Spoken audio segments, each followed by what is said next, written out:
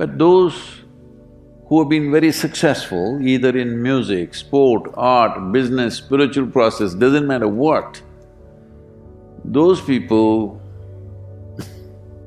never know when they ate, when they slept, when they got afternoon rest. I've not seen such a thing in my life.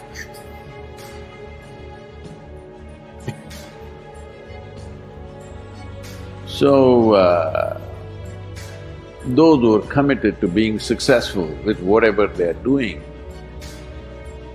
one important aspect of their life is they're not settling down wherever it's a bit comfortable.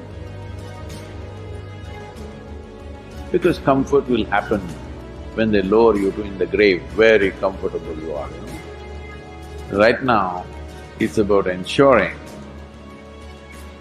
that there is profoundness of experience,